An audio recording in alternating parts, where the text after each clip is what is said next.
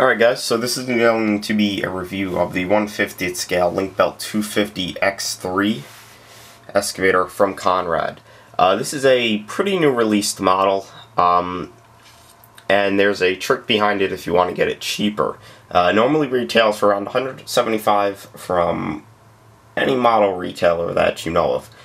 If you go to the LBX shop, which is Link-Belt's actual shop, and it's Link-Belt themselves, you can get it for $60. I don't know if it will be available within the upcoming months or years that this video is on YouTube, but if you're watching it within the first month or two that it is out, I would definitely check out the LBX shop, and you could find it just by going on Google and searching LBX shop, and you can get it for a lot cheaper.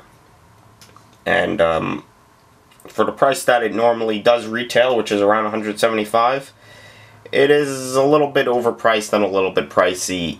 I personally would not pay that for this. Anyway, getting into the review.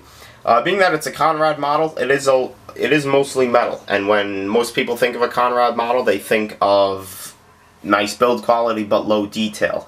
This one doesn't have the detail that you would find on an NZG model or a TWH model, but they did improve it a lot. And one of the things that they did improve on a lot are the rubber hydraulic lines. Even though they're not the most detailed or the best, they are really nice looking and they are rubber. I like the fact that they are black. Going to the undercarriage of the model.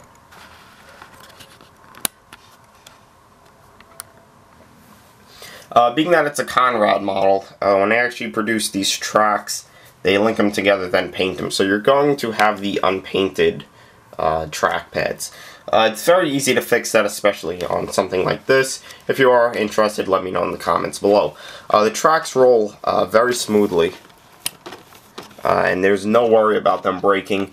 They might pop off the undercarriage, but it's very simple to put them back on. And like I said, there really isn't any issue of them breaking. If you really horse around with it, they probably will break. Coming to the side, you know, it's detailed enough to where you can't really say there's no detail on it. The rollers don't actually roll or anything, they're just there for show, and there is a tensioner, which is pretty cool. And this makes it easy if they come off. You pop this side on first and then pull it over that one. Going to the cab. The cab is actually pretty nice, and I think that's because the color's on it. Looking at it, you can see on the inside, and it doesn't have anything like pedals or anything, but it does have the normal controls that you think it would have. It's pretty disappointing that they missed on something like the pedals, but what I mean by that is I mean actually like the hand pedals, the one that come up high, not the ones on the floor. It really doesn't take away from it, but if you are somebody that is very interested in cab detail, it probably will bother you. Coming to the side, you know, Conrad models normally have very thin paint, and this one has that as well. Even though it is very thin, it's put on very nice, and there's no really drips or anything, which is really nice. And because of that, it has very nicely applied decals. This vent right here is actually a decal, so that is pretty cool. And all along the back, the side and the back, that's also a decal. The counterweight is pretty much flat. There's really not much to it, to be honest with you, but like I said, the decaling does make it look very nice. And coming to the right side,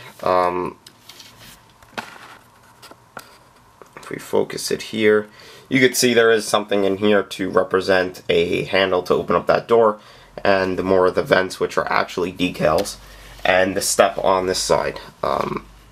Now, the good thing about Conrad is all these anti-slip textures are actually casted in there, so they're not decals. And looking at the top, it's not the most detailed, so to say, but it does look very nice. Where the boom mounts onto the superstructure, so to say, that's just what I'm going to call it real quick. Not really the best. There's no hydraulic lines leading to these cylinders. There's no swing gear there. And if we go over to the boom, you can see the boom is the start of the two-toned for this model. The boom starts the red.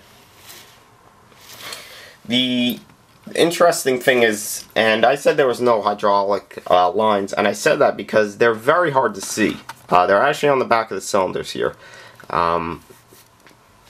They're very difficult to see. It's interesting. I'm guessing on the real machine they have them there. It would have been nice for them to do those black, although I am guessing since it is part of a cylinder, they are going to be red to match the cylinder.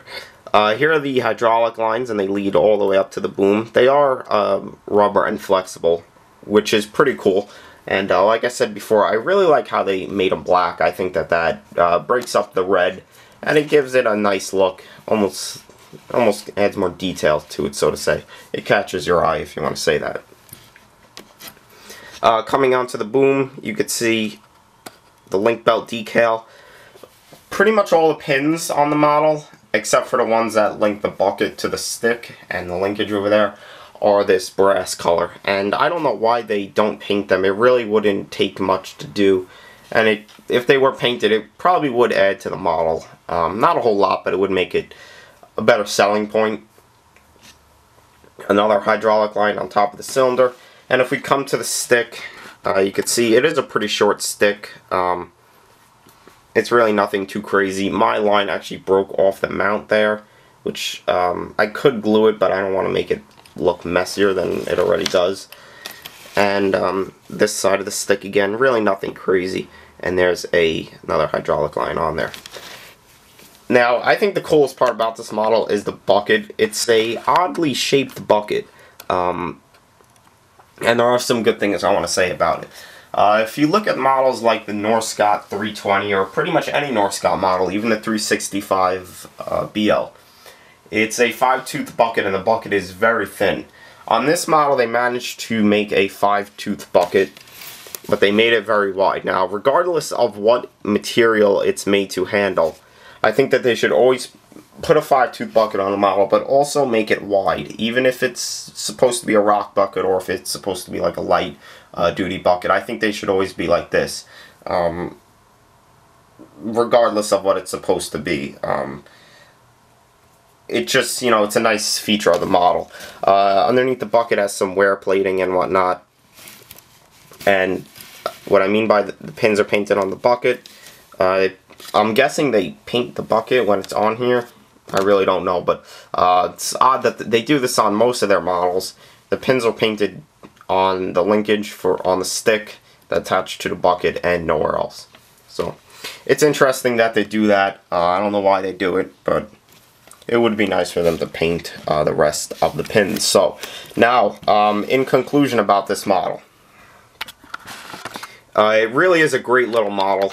I like it a lot. It's, you know, it's a perfect sized excavator, in my opinion.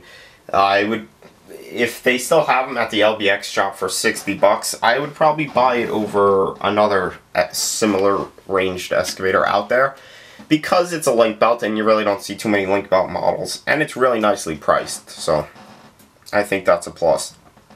So I hope you enjoyed this review. If you want to see photos of it, click my Facebook link in the description, and I'll be under photo albums. Until then, have a good one.